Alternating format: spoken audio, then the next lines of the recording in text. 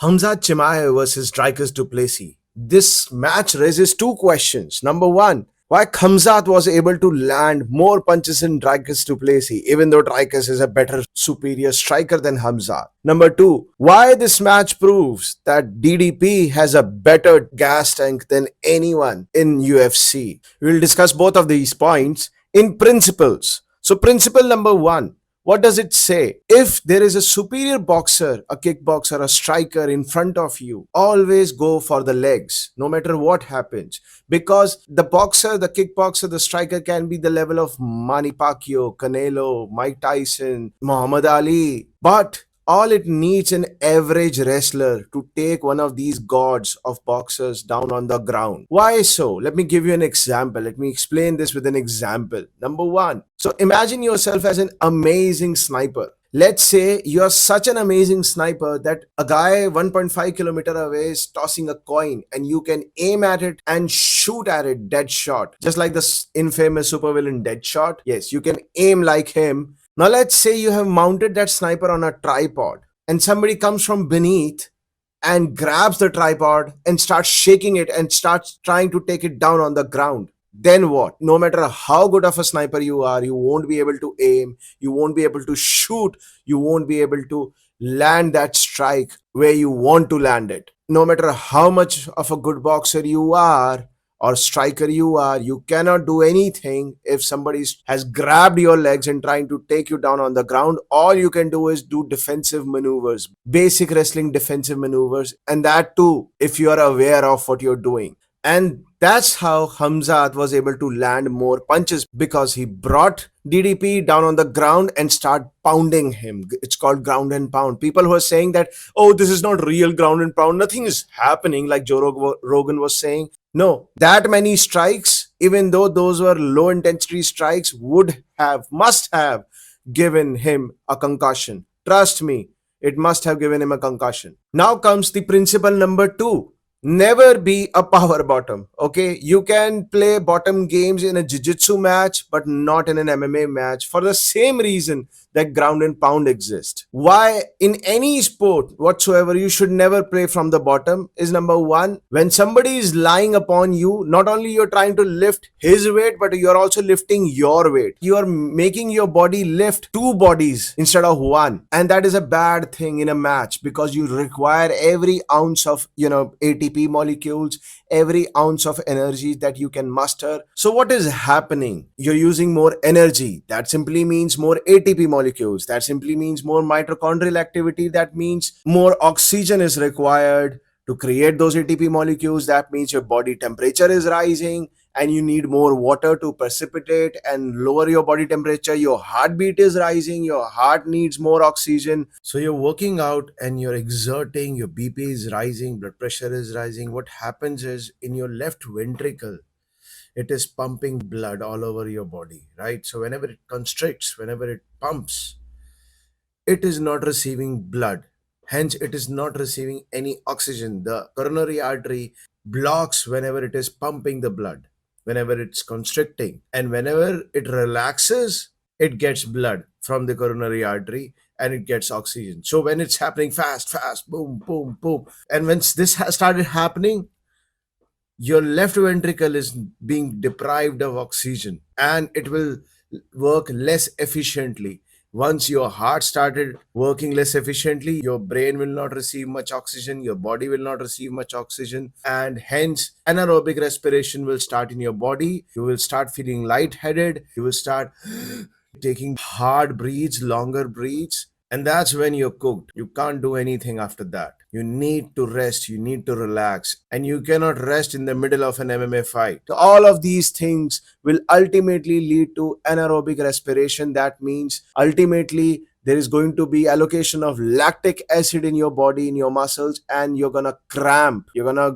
have muscle cramps and you will gas out. You won't be having enough ATP molecules to last for 5 rounds. And that's where the second question answers itself. DDP was lying down on the ground and Khamzat was mounting him for 5 rounds. For 5 rounds, he lifted not only his weight but also the opponent's weight. Sometimes on his back, sometimes on his chest, but he was lifting both the bodies up and he didn't show any signs of getting tired whatsoever. And that is beautiful, commendable. Sorry to say, no hate for anyone. I don't know why there is a problem that whenever I praise DDP, somehow I'm like, why are you licking boots of DDP? Why are you praising the champ? I am praising the champ. I have made 5 different videos on praising the champ. But again, I have to. DDP was in the cage with Khamzat, the best of the best, and he faced 5 rounds lying down on the ground, and Khamzat didn't tap him out, didn't knock him out, didn't TKO him whatsoever. So yeah, he deserves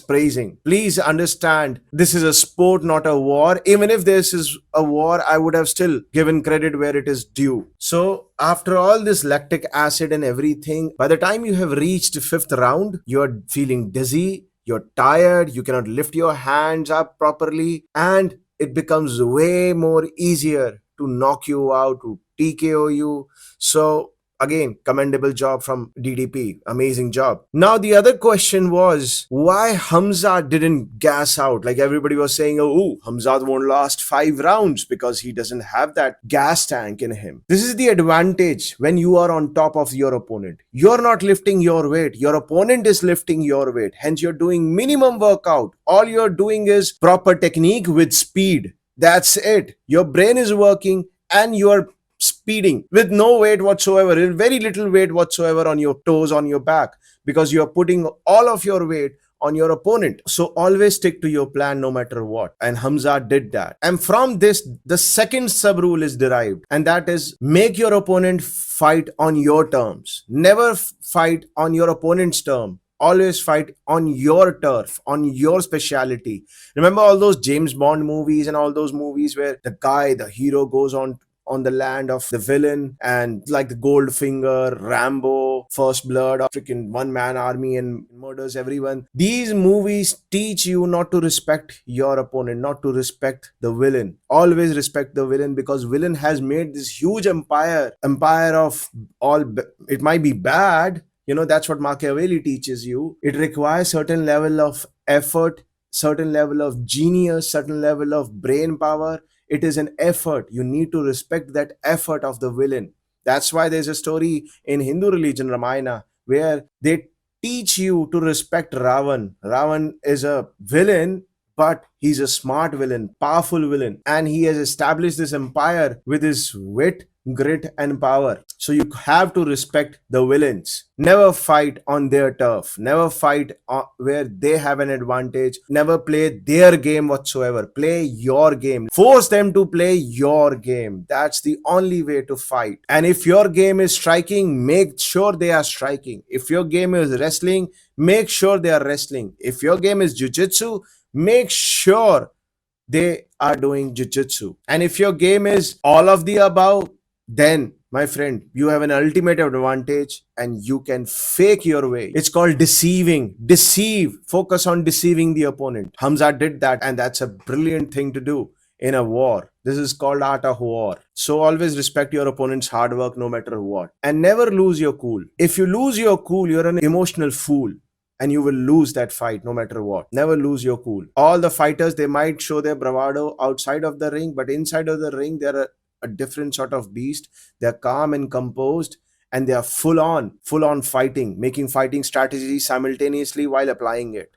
Never lose your cool, because if you lose your cool, you're not going to throw haymakers, you're not going to apply strategies, and then you're playing the other guy's game, your opponent's game, and he has an advantage in that. That's why all the heroes that movies show are stupid people, are villains in real life, because they teach you to be emotional. They teach you to make stupid decisions. Those movies, dramas teach you to be emotional while fighting. Don't be rational. Don't think, just go and fight like a bull. No, you will lose. You will lose no matter what. Even bulls are not able to aim when they are angry. They use the red cloth to lure the bull. The bull just misses them with this much. And the bull keeps on trying again and again and again. And every time he's unsuccessful. He's not able to hit the guy with the red cloth.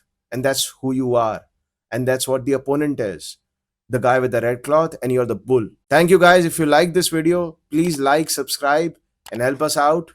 Help the Valhalla army out. I'm training a bunch of guys from India. Our aim is UFC. Yeah, I know it is laughable for most, the half of the world for some reason. There are many reasons behind it, and all of them are stupid because wrestling has been practiced in India way before any of the white countries, Georgia, the Russian countries, Slavic countries. We have been training wrestling in India for thousands and thousands of years, like probably 8,000, 9,000 years of history. So, yeah, there will be wrestlers from India in UFC. And I promise you that. Help us out.